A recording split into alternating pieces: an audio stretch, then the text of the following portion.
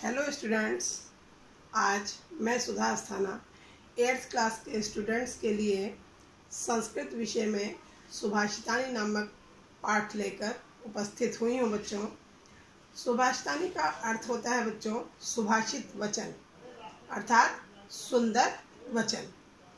बच्चों, इस सुभाषितानी पाठ में 7 श्लोक हैं और ये नीति से संबंधित श्लोक हैं। बच्चों, इसमें आपको नीति की बातें बताई गई हैं और इसे आप अच्छी प्रकार समझिएगा और अपने जीवन में इस पर अमल भी कीजिएगा।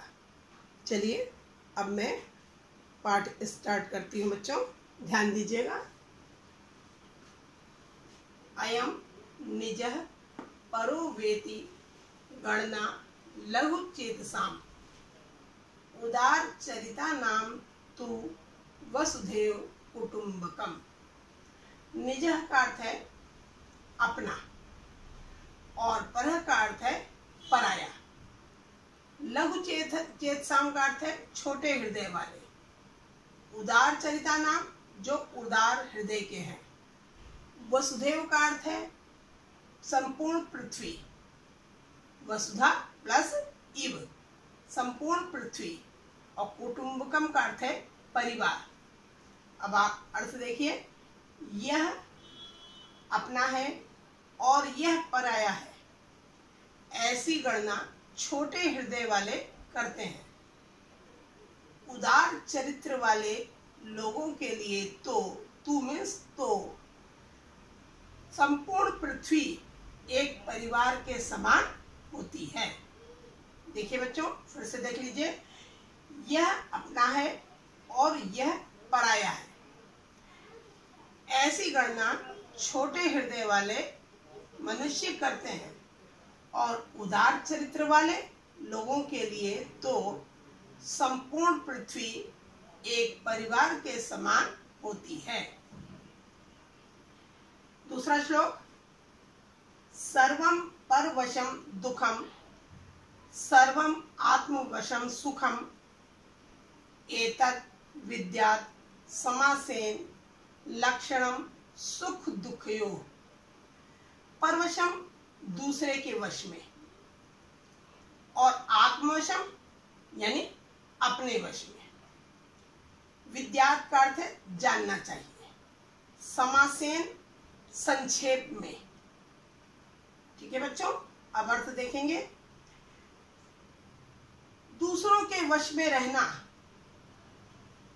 दुख है और अपने वश में रहना हर प्रकार से सुख है। परवशम यानी दूसरे के वश में, पराधीन रहना अपने आप में दुख है और अपने वश में अपने ऊपर निर्भर रहना सुख है। समासेन संक्षेप में सुख दुख का यही लक्षण जानना चाहिए। संक्षेप में सुख दुख का यही लक्षण जानना चाहिए। ठीक है बच्चों, अब तीसरा श्लोक देखिए। वृथा वृष्टि समुद्रेषु वृथा तृप्तस्य भोजनम वृथा दानम समर्थस्य वृथा दीपो दीवापि च। समुद्रेषु यानी समुद्र में, वृथा का अर्थ है बेकार, व्यर्थ। वृष्टि यानी बारिश। तृप्तस्य यानी तृप्त, समर्थ लोगों को। तृप्तस्य यानी समर्थ यानी तृप्त लोगों को, भरे पेट वालों को। और समर्थस्य का अर्थ है जो समर्थ है, धन दौलत से, धन धान्य से समर्थ है। दिवापी माने दिन में भी। अब अर्थ देखिए बच्चों कि समुद्र में बारिश का होना व्यर्थ है। समुद्र के पास तो यूं ही बहुत जल है, तो वहां पर जल की आवश्यकता नहीं है। तो कह रहे समुद्र में बारिश का होना व्यर्थ है। उसी प्रकार जो तृप्त है, भर पेट है, जिसको भोजन की आवश्यकता नहीं है, उसे भोजन देना भी व्यर्थ है। समर्थस्य जो समर्थ है, जिसके पास धन की कमी नहीं है, ऐसे लोगों को दान देना भी व्यर्थ है। दानम वृथा, ऐसे लोगों को दान देना व्यर्थ है। और वृथा दीपो दीवा पीछा, और दिन के समय दीपक जलाना भी व्यर्थ है। समझ में आया बच्चों? देखें आगे, चौथा श्लोक है, काव्य शास्त्र विनोदेन कालो गच्छति धीमताम व्यसनेन तु मूर्खाणाम निद्रया कलहेन वा। धीमताम, धीमताम का अर्थ है बुद्धिमानों का। काव्य शास्त्र विनोदेन का अर्थ है काव्य और शास्त्र की चर्चा रूपी मनोरंजन में। व्यसनेन का अर्थ है बुरी आदतों में। निद्रिया का अर्थ है निद्रा, सोने में। कलहेन का अर्थ है लड़ाई झगड़े में। अब देखिए अर्थ, बुद्धिमानों का समय काव्य शास्त्र की चर्चा रूपी मनोरंजन में व्यतीत होता है। बुद्धिमानों का समय, कालो में समय, बुद्धिमानों का समय काव्य शास्त्र की चर्चा रूपी मनोरंजन में, विनोद में जाता है, समय व्यतीत होता है। और मूर्खों का समय बुरी आदतों में, व्यसन का अर्थ है बुरी आदतों में, मूर्खों का समय बुरी आदतों में, सोने में और लड़ाई झगड़े में व्यतीत होता है। पांचवा श्लोक है, देखेंगे, महांतम प्राप्य सद्बुद्धे संत्यज्येन लघु जन्म यत्रास्ति सूचिका कार्यम कृपाणः किम करिष्यति। सद्बुद्धि के महान होने पर, अच्छी बुद्धि के महान होने पर किसी को भी छोटा नहीं समझना चाहिए। लघु जन्म, छोटा नहीं समझना चाहिए। यत्रास्ति, यत्र प्लस अस्ति, क्यों किसी को छोटा नहीं समझना चाहिए? सूचिका कार्यम, जहां सुई का काम हो, सूचिका का अर्थ है सुई, जहां सुई का काम हो वहां, कृपाण का अर्थ है तलवार, वहां तलवार क्या करेगी? तलवार का कार्य, सूची का कार्य तलवार नहीं कर सकती। इसलिए फिर से देख लीजिए, सद्बुद्धि के महान होने पर किसी को भी छोटा नहीं समझना चाहिए, क्योंकि जहां सुई का काम है वहां तलवार कुछ नहीं कर सकती। अर्थात जहां छोटे लोग, इसका मतलब ऐसा है कि छोटे लोग कुछ नहीं कर सकते, ऐसा नहीं है। जहां छोटे लोग का महत्व है वहां छोटे लोग ही कार्य करेंगे, जहां बड़े लोगों का महत्व है वहां बड़े लोग कार्य करेंगे।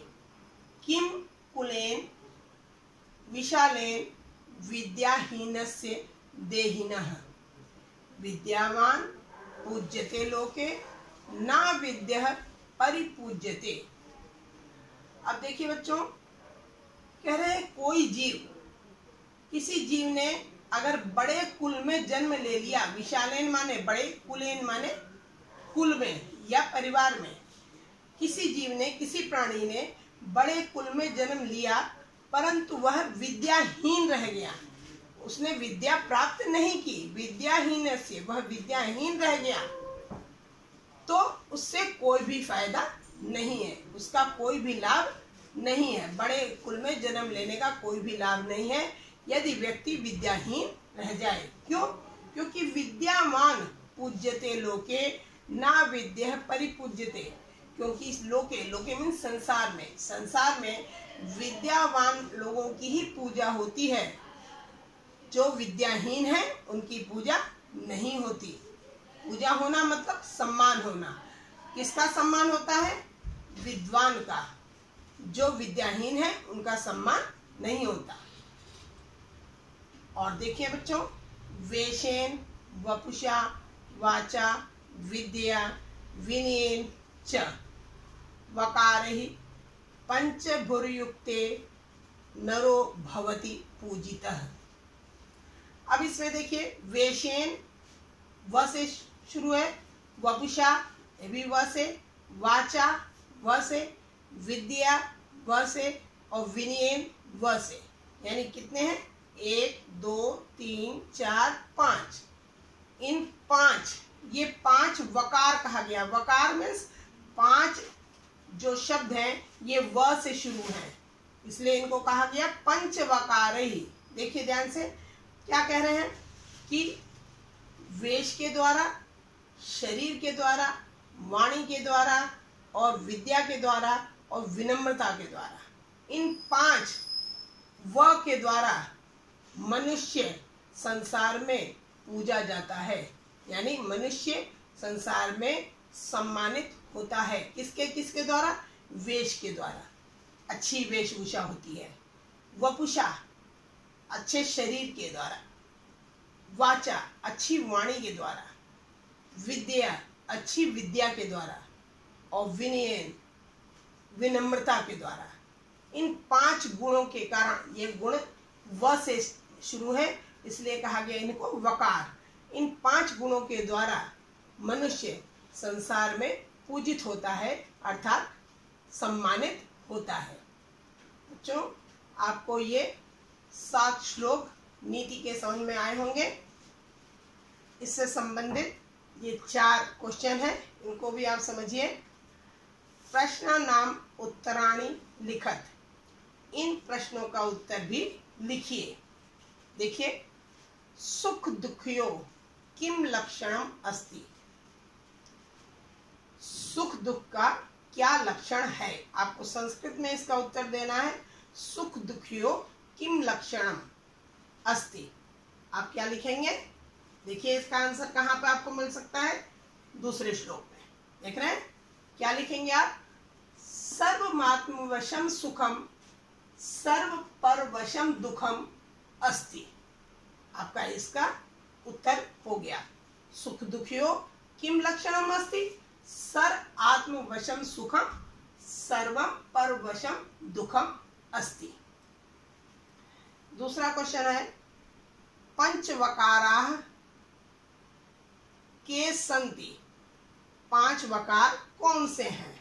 देखिए, वेशः, वपुषः, वाचा, विद्या, विनयम च पंचवकाराः सन्ति।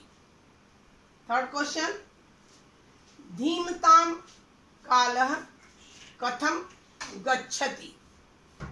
आप इसका आंसर क्या लिखेंगे? बुद्धिमान मनुष्यों का समय कैसे बीतता है? क्या लिखेंगे आप?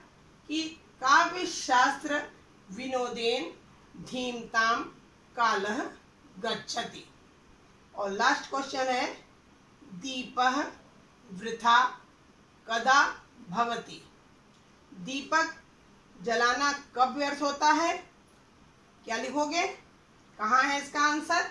दीपः वृथा कदा कदा भवति। आंसर है आपका थर्ड में। क्या लिखोगे? दीपः दिवसे वृथा भवति। दीपक जलाना कब व्यर्थ होता है? दिन के समय। दीपः दिवसे वृथा भवति। बच्चों, आपको लेसन अच्छी तरह समझ में आया होगा। अगर ना समझ में आया हो तो आप मुझसे कभी भी पूछ सकते हो।